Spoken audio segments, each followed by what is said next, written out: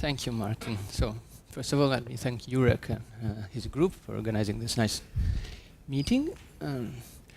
I'm going to talk about work in progress that I'm working on with Enrique Gomez from Perimeter, Tim Kozlowski, now in Mexico, UNAM, and Andrea Napoletano, who's a PhD student in Rome. And it's going to be about gravitational collapse in shape dynamics.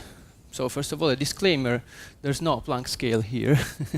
And shape dynamics is a reformulation of general relativity, which might provide a different classical starting point for a quantum theory of gravity, but at the moment we are nowhere close to turning on H-bar. So, but there are some interesting things that need to be sorted out at the classical level. So, first of all, 2 words on what shape dynamics is supposed to be. It's basically GR, in which in a notation that is reminiscent of Mathematica, you replace refoliation invariance with a 3-dimensional Weil invariance. So you give away general covariance. So this is a pictorial representation of the idea. You have a block of space-time, and time is at the vertical direction, and you have a certain slicing, which is called CMC. It's well known in numerical relativity in the sort of community.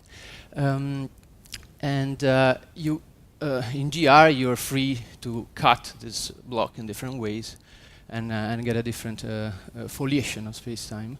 And in shape dynamics, you're not allowed to do that. You just have this one foliation, but you have an additional symmetry so that you still have 2 propagating degrees of freedom. You're free to change this. This is a word map, and here's a conformal transformation of the thing. You're free to change the local scale. Now, where does this come from?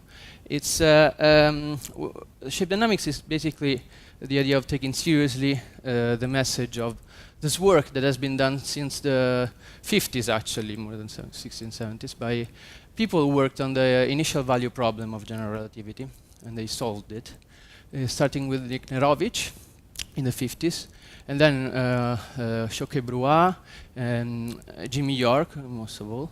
They were facing the problem of solving this constraint and this constraint, basically. So you have the Einstein-Hilbert action, and you take a foliation of space-time and you decompose the metric into a spatial metric and 4 other degrees of freedom, a vector and a scalar, the lapse and the shift function, and you see that the action is such that no time derivative of these 2 functions appear. Therefore, they are Lagrange multipliers, and you have a constraint theory. 4 constraints which essentially embody the general covariance of GR. 3 are a vector constraint called the diffeomorphism constraint, saying that given a metric, the canonically conjugate momentum to the metric must be transverse with respect to that metric. And then there's a scalar constraint called the Hamiltonian constraint, which is related to the so these guys generate spatial changes of coordinates, so 3D diffeomorphisms. And this guy is related to changing your notion of simultaneity, changing your foliation. The Cauchy problem of GR requires you to pick up an initial surface and satisfy this constraint, find a solution of these constraints. These are acceptable initial data for GR. And these people in the 70s concluded this work initiated by Liknerovich by using a particular foliation called CMC, so constant mean extrinsic curvature. It means that the extrinsic curvature tensor of your leaf has a constant trace, so the trace has the same value everywhere. If you use this foliation, it happens so that the 4 constraints decouple, and they are turned into elliptic equations, which have nice existence and uniqueness theorems. So they could prove the well-posedness of the initial problem and the existence and uniqueness of a solution in this particular slicing. Now, out of all of this work, what these people concluded, particularly Jimmy York in his PRL paper, is that to get a solution of GR, you just need to specify a three-dimensional conformal geometry, so an equivalence class of metrics under diffeomorphisms, of course, and also conformal transformations, so rescalings of the conformal factor in front of the metric. And what is morally a canonically conjugate momentum to conformal geometries? These are transverse traceless tensors. These are the momenta conjugate to these guys. And plus a single number, essentially a constant over space, which is called now York time, and is associated to the value of the trace of the momentum, which in turn is related to the extrinsic curvature of the surface. So you have the idea now is to take this constraint seriously, because as a gauge generator more than a simple constraint or gauge fixing, because if you calculate its Poisson brackets with the metric and the momenta, it generates conformal transformations, or also known as wild transformations of the metric. So this and this are really similar. They have a similar status, and they have a simple geometric interpretation. While the original Hamiltonian constraint of general relativity cannot be interpreted simply as a vector field acting on some configuration space. It mixes dynamics and gauge in a tangled way. So the idea now is to take this input by York seriously and assume that conformal geometries are your physical degrees of freedom, your fundamental degrees of freedom, and represent a gravitational solution as a curve on the space of conformal geometries, essentially. This has physical implications. It's a different, it's a reformulation of general relativity, but it leads you to conclude different things when it's about physics. For example, one thing is, here I want to remark that that this CMC slicing that plays a fundamental role in shape dynamics has been studied by mathematical physicists. And for example, there are results that show that, well, I don't think it's a proof, but these people argued that if you take the mean of the extrinsic curvature to be 0, which is the appropriate choice if you have an asymptotically flat space, what they call physically relevant singularities, so certain classes of singularities are avoided. The foliation accumulates around them and never crosses them. In the CMC case, so when this trace is a constant, the same holds except for crashing singularities. So when the total volume of your spatial leaf goes to 0. And so Big Bang-like singularities, right, what you get. This can be argued not to be a problem for this theory, in the sense that if your physical degrees of freedom live on conformal superspace, which is this configuration space of 3D conformal invariant degrees of freedom, you can't see this. This is not an observable. Okay, so now let's consider the asymptotically flat case and a spherically symmetric space in vacuum.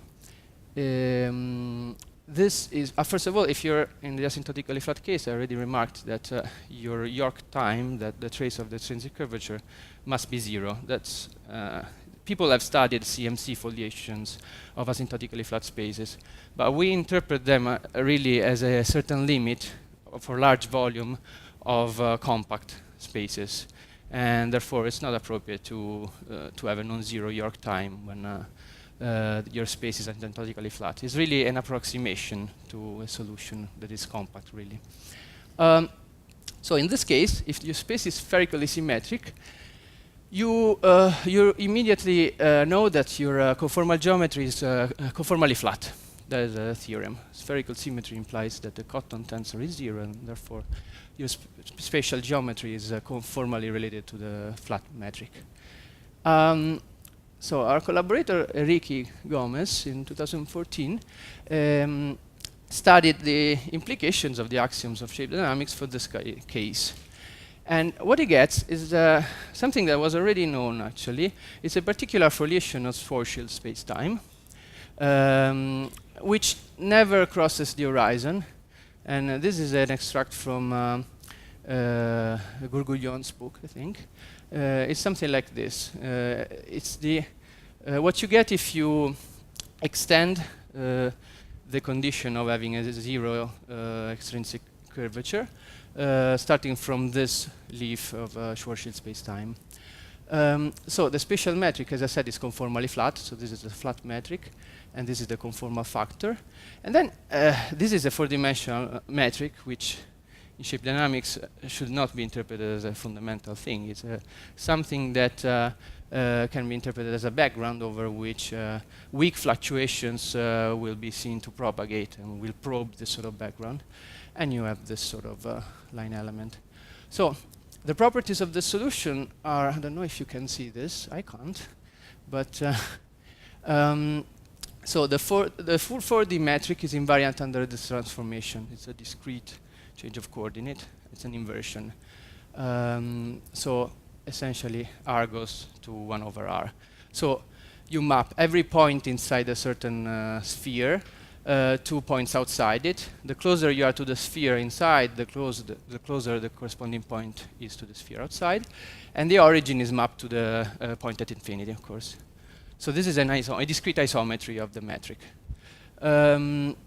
Moreover, this implies that really your metric, your space-time line element is like gluing to exteriors of Schwarzschild space-time.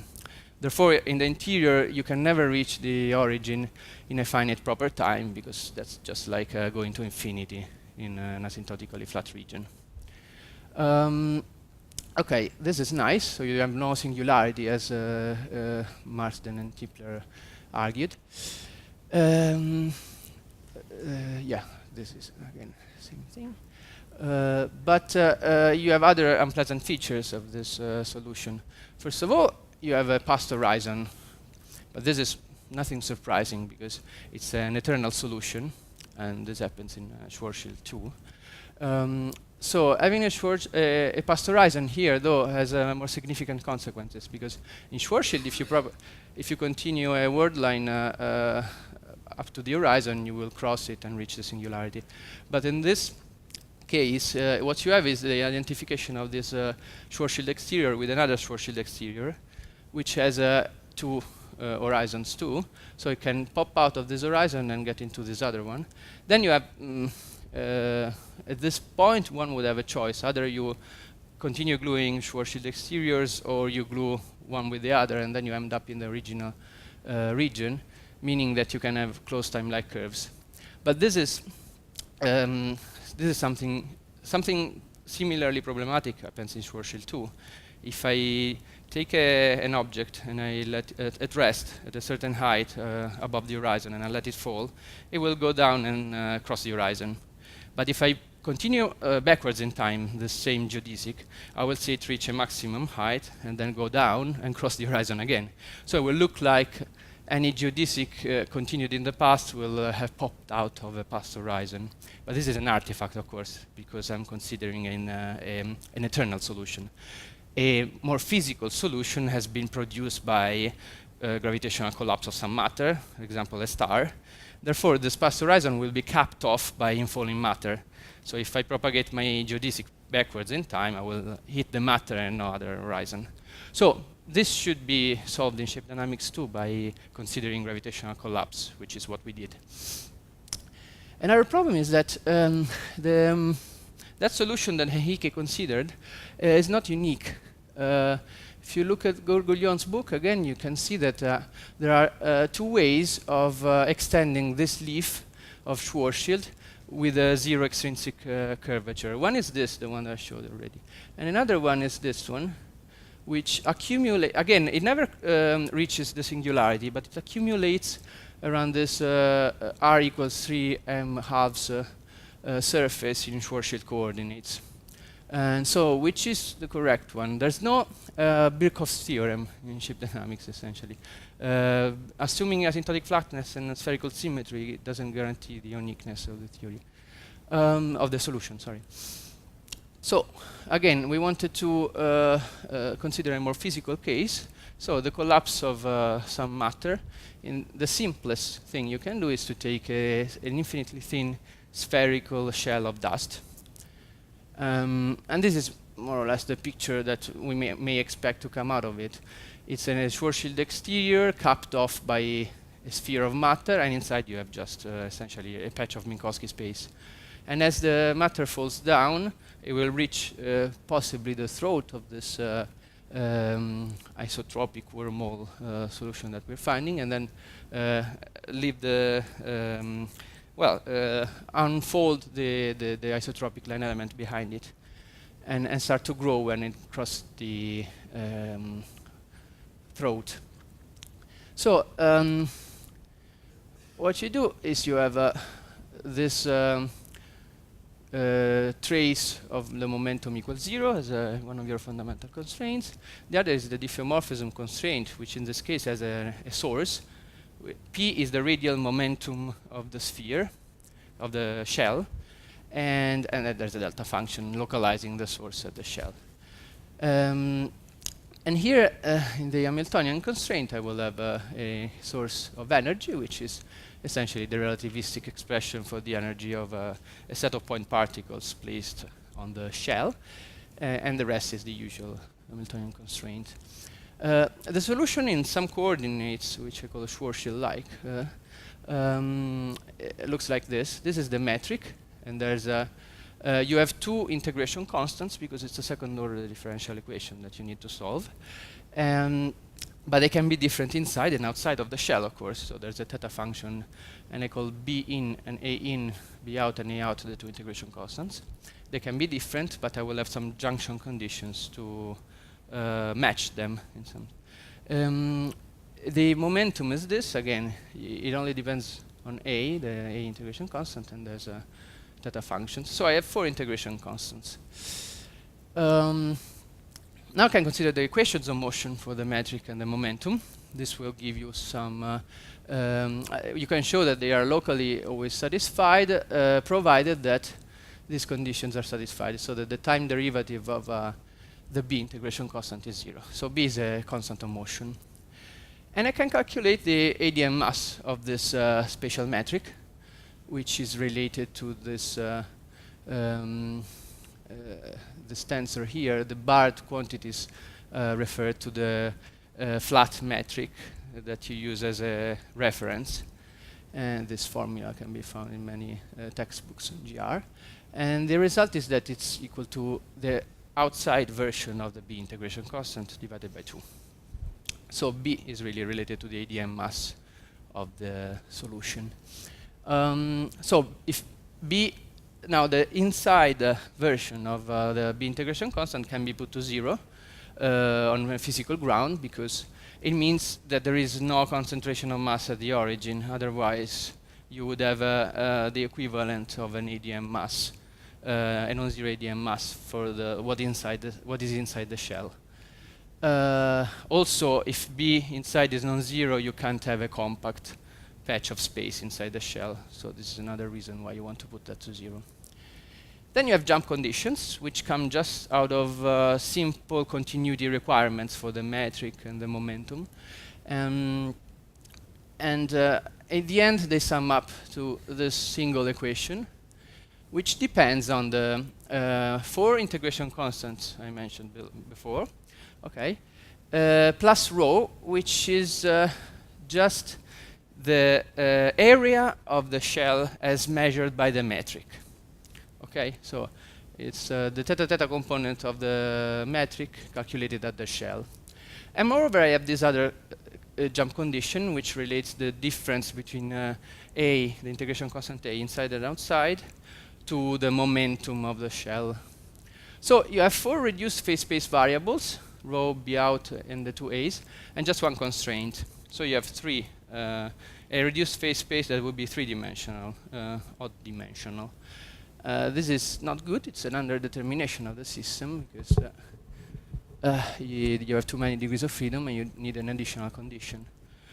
One could assume a condition on like this, for example. This would be particularly simple. And if you do this, you put A to 0 outside, you get the outside metric is exactly that was found by Hickey in his original work. But at this stage, we have no reason to do that, so one has to be careful. What we did to argue that, to figure out this issue was to consider a closed space. So a space that is a three-sphere. So it has four. It's a three-sphere and it's spherically symmetric. So it's a three-dimensional sphere with whose group of isometries would be SO4, but this is broken down to SO3 by the introduction of two poles, a north and south pole. So with one dimension down, I can represent it on a surface of a two-dimensional sphere. And I have two shells. The reason for this is that I can't have a single shell while keeping the condition that the B integration constant, so what is related to the idea mass, is 0 at the poles. If it's non-zero at the pole, we'll decompactify this region. So I want it to be 0. But there's a jump condition that says that the difference between these two integration constants must be non-zero.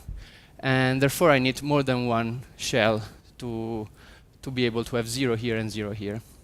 Then for each region, here, the southern region, the northern region, and what we call the belt region, I have a pair of integration constants. And I have two additional degrees of freedom which were not present in the asymptotically flat case. The volume of the three-sphere and its conjugate, morally conjugate variable, the York time, which is, again, this the trace of the extrinsic curvature. Now, I have 6 degrees of freedom because I put the B's to 0. I have this row, the areas of the two shells. Well, it's the square root of the area, really. And two constraints now, one for each shell. So 6 minus 2 gives me a 4-dimensional reduced phase space. Here there's no ambiguity, like in the asymptotically flat case. So, because I have two matter degrees of freedom, 4 Hamiltonian degrees of freedom. Having two shells, it makes sense. It makes sense to have 4 degrees of freedom. Now, I can take one would need to really study the solutions of this compact system to know what the behavior is that justifies some additional condition for the asymptotically flat case. In a certain case, when this integration constant for the northern shell goes to infinity, we can show that, well, this is what you have for B and rho. And at the time boundary of the solution, you will have that rho goes to this constant value and B 2. And A in the belt is 0. Now, A in the belt is here. It's like the A out integration constant for the asymptotically flat solution. So I'm just saying here that there are some limits of the compact case which motivate me to take A out equals 0 close to the time boundary of the solution. Now, how much time do I have? 5 minutes. Okay. So, so far, what we did was to study this A out equals 0 case, which is not very well motivated, but somehow motivated by the compact case. But here we can do a lot of things because it's simpler. So I already said that in that case, the outside part of the metric is the one that Hickey found, the isotropic wormhole thing. We have now, if we choose a certain gauge for spatial and radial diffeomorphisms in particular, so this is these are my coordinates. This gives me a formula for rho as a function of the coordinate of the shell, R, big R, coordinate radius of the shell. In this gauge, A in turns out to be identical to this. This comes out of the jump condition for A. And the on-shell condition, so the one constraint I had in the asymptotically case reduces to this. One could, since you know that B out is equal to twice the ADM mass, you could solve this for this and this equation for B out and rho and A in, and you would get an expression that is a function of R and big P, which is your ADM mass. Now, it's a complicated expression that I don't need to show you here because it's the solution of a fourth order equation. But in principle, you can do this. Then you have a symplectic form coming out of the of integrating away all the degrees of freedom except the two matter degrees of freedom that are R and P. And it's just this, saying obviously stating that R and P are canonically conjugate. And this is what I can do. I can show you the on-shell curves. So the curves in the space R and P that correspond to a fixed value of the ADM mass. I'm showing, first of all, two cases. One is for the ADM mass larger than 1/4 of the rest mass of the shell. And the other is for values smaller than that. If you're larger than 1/4 large M, you get that the shell has enough momentum to escape to infinity, essentially. So it's coming down from infinity. This is a diagram in which I compactified the R axis. Hyperbolic tangent of R is my variable, so it goes from 0 to 1. Here the radius is infinite, and here is 0.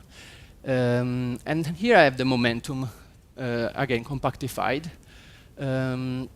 So here I'm at an infinite radius with 0 momentum, and then I come down and my radius goes down, but the momentum grows and it reaches an infinite value here. And this means you can show it with numerics that you would take an infinite time to reach this point.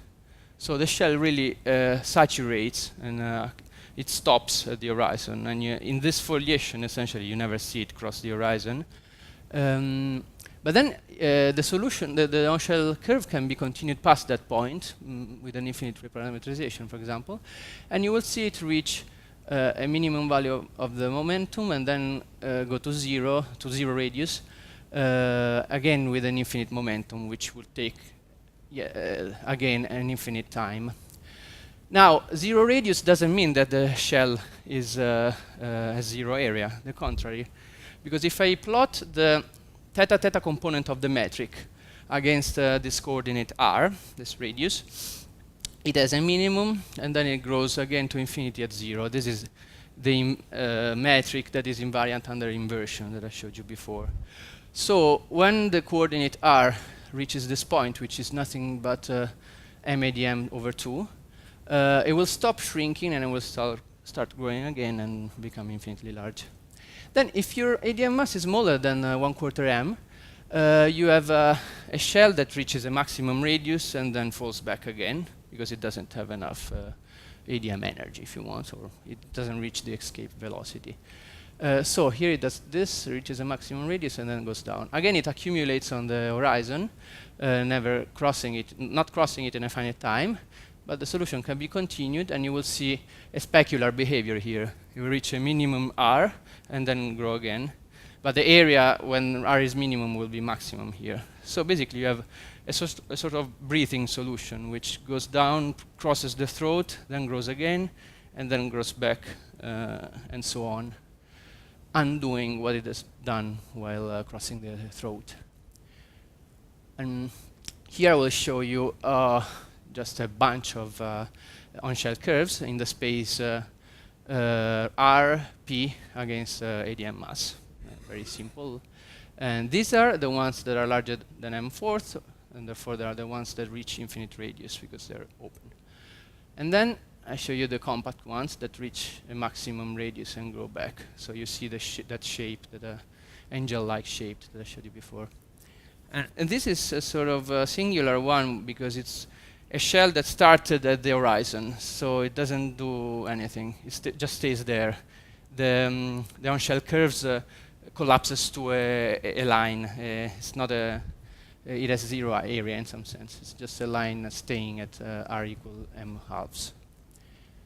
And okay, so this is where we are at the moment. It looks like the asymptotically flat picture alone can't tell you everything. It needs some more input. And because shape dynamics is really well defined primarily on compact spaces, and an asymptotically flat space can be at most understood as an approximation to a very large void region in a much larger closed space. And in that case, when you have an outside of your region, where your asymptotically flat region, the matter in the rest of the universe will set a scale and fix a particular maximal slicing and resolve that ambiguity. And this manifests itself in the fact that you get a condition for A. We show that A out equals 0 is a asymptotic condition for some solutions of the compact case. But in general, you will have an A of t given to you by the dynamics of the rest of the universe, which in the compact case was just the northern shell for the southern shell. Moreover, in this slicing, the shell will stop at the horizon, and it will take an infinite time for it to cross it. But again, a more physical notion of time is CMC time, or York time, which is related to asymptotically flat time by an infinite reparametrization. So it's not clear whether this feature will survive the study of an actual solution in the compact case. It might well be that you get an infinite reparametrization and you see the shell cross the throat in a finite CMC time. And I think what we should be investigating now is a compact solution. We have this nice model of two shells, for which we have a bunch of equations, and we should study probably by numerics their solutions and see what happens. So this is it for now. Thank you.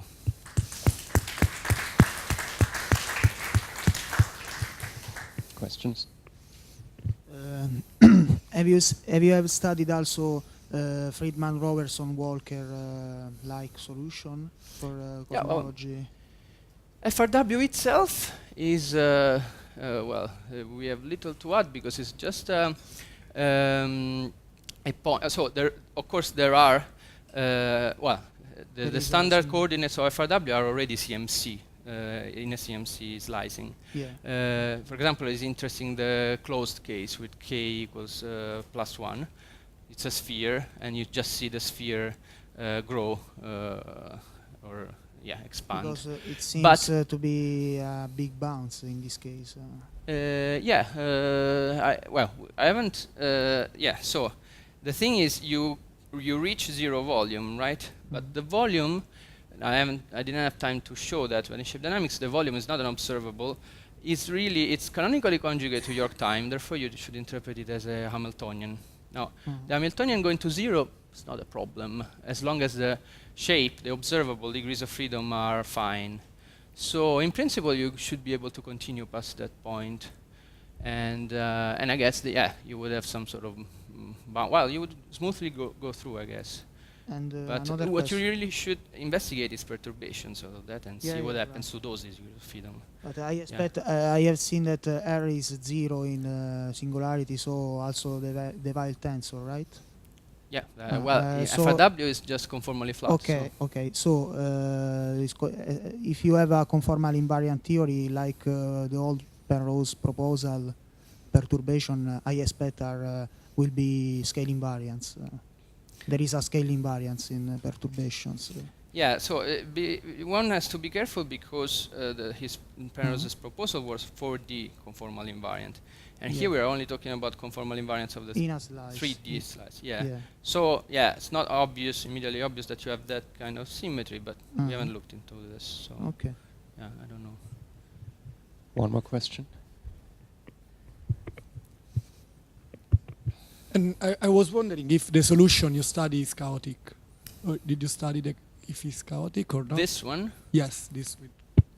Well, there's... let me think.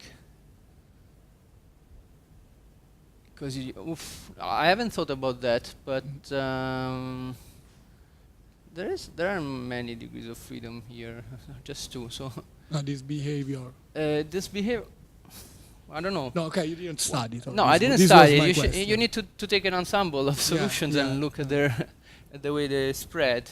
So yeah, I don't know. Okay, thank you again.